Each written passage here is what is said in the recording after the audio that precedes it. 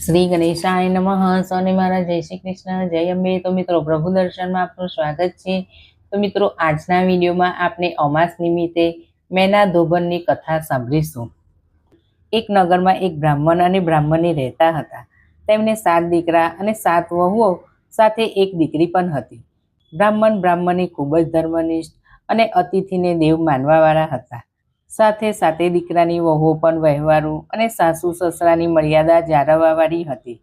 દીકરી ગુણવંતી, રૂપાળી અને ગુણિયલ હતી.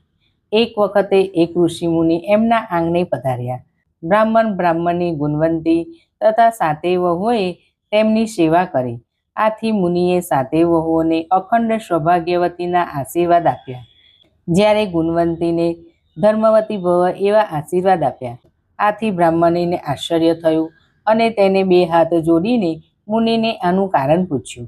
ત્યારે મુનિએ કહ્યું કે દીકરીના ભાગ્યમાં વિધવાપણું લખાયેલું છે. સપ્તપદીના સમયે જ તેના પતિનું મૃત્યુ થશે.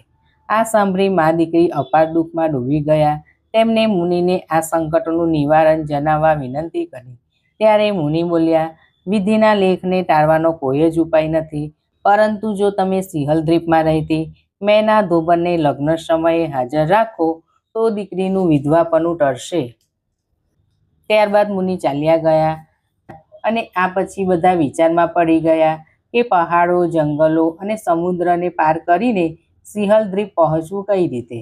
કોઈ ભાઈ જીવનું જોખમ લેવા તૈયાર ન થયો. ત્યારે નાનો ભાઈ બહેન સાથે જવા તૈયાર થયો. ગીચ જંગલો, પહાડોને પાર કરતા અને સતત પ્રભુના નામનો જાપ કરતા તે સમુદ્ર કિનારે એક મોટા વૃક્ષ પાસે આવ્યા. એ વૃક્ષ ઉપર ગરુડના નાના નાના બચ્ચા હતા. તેમને એક મોટો અજગર ખાવાની તૈયારી કરી રહ્યો હતો. બંને ભાઈ બહેને આ જોયું અને અજગરને મારીને ભગાડી મૂક્યો.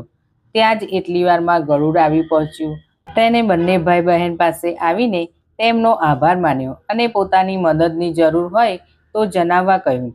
બંને ભાઈ બહેને કહ્યું, અમે અહીં સુધી તો આવી ગયા, પણ હવે આ સમુદ્ર કેવી રીતે પાર કરવું? ત્યારે ગરુડે કહ્યું, તમે ચિંતા ના કરો અને મારી પીઠ ઉપર બેસી જાઓ. હું તમને સિંહલદ્વીપ પહોંચાડી દઈશ. આ સાંભળી ભાઈ બહેન ખૂબ જ ખુશ થયા અને ગરુડની પીઠ ઉપર બેસી ગયા. ગરુડ વીજળી વેગે ઉડ્યો અને થોડા સમયમાં સમુદ્રને પાર કરીને ભાઈ બહેને સિંહલદ્વીપ પહોંચાડી દીધા. બંને ભાઈ બહેને ગરુડનો આભાર માન્યો. પછી લોકોને પૂછતા પૂછતા તેઓ મેના ધોબનને ત્યાં ગયા. મેના ધોબન 7 માળની હવેલીમાં 7 દીકરા અને 7 વહુઓ સાથે સુખ શાંતિથી રહેતી હતી. બંને ભાઈ બહેન મેનાને ત્યાં નોકરી રહ્યા અને સાચા હૃદયથી તેની સેવા કરવા લાગ્યા. બંને ભાઈ બહેનની આવી સેવાથી પ્રસન્ન થયેલી મેનાએ તેમને આવવાનું કારણ પૂછ્યું. ત્યારે ગુણવંતીએ બધી વાત વિગતે જણાવી. ત્યારે મેનાએ કહ્યું, બેટી તું ગભરાઈશ નહીં, હું તારું દુઃખ દૂર કરીશ. એમ કહી મેના બંને ભાઈ બહેનને તેના ઉડનદંડ ઉપર સવાર કરી આકાશ માર્ગે થોડી જ વારમાં તેમના ઘરના આંગણે પહોંચી ગયા. તરત જ સારો મુહૂર્ત જોઈ ગુણવંતીના ઘડિયામાં લગ્ન લેવાયા. ચોથો ફેરો ફરતા જ પતિના પ્રાણ નીકળી ગયા. બધે હાહાકાર મચી ગયો. વાતાવરણમાં રડારડ શરૂ થઈ ગઈ. એ વખતે તરત જ મેનાએ જમણા હાથમાં પાણી લઈ તેમાં સોમવતી અમાસનું પુણ્ય મૂકી તે પાણી ગુણવંતીના મૃત્યુ પામેલા પતિ ઉપર છાંટ્યું. તરત જ તે આરસ મળીને બેઠો થયો. બધી બાજુ આનંદ છવાઈ ગયો. ફેરા પત્યા જ અને મેનાએ વિદાય માંગી. ગુણવંતીએ રોકાઈ જવા માટે આગ્રહ કર્યો. ત્યારે મેનાએ કહ્યું, મેં વિધિના લેખ ઉપર મેઘ મારીને કારણે મહાત કર્યો છે. એના પરિણામે મારા 7 દીકરા મૃત્યુ પામ્યા હશે. જો હું ત્યાં જલ્દી નહીં જાઉં તો તેમનો અગ્નિ સંસ્કાર થઈ જશે. આમ કહી મેના ઉડનદંડ ઉપર સવાર થઈ પવન વેગે સિંહલદ્વીપ આવી અને ઘરમાં પ્રવેશતા જોયું કે 7 દીકરાના શબ પડ્યા છે.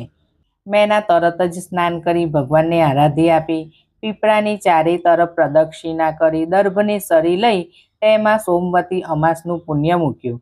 ત્યારબાદ તે દર્ભની સરી મૃત્યુ પામેલા દીકરાને અડાતા જ દીકરાઓ જીવિત થઈ ગયા.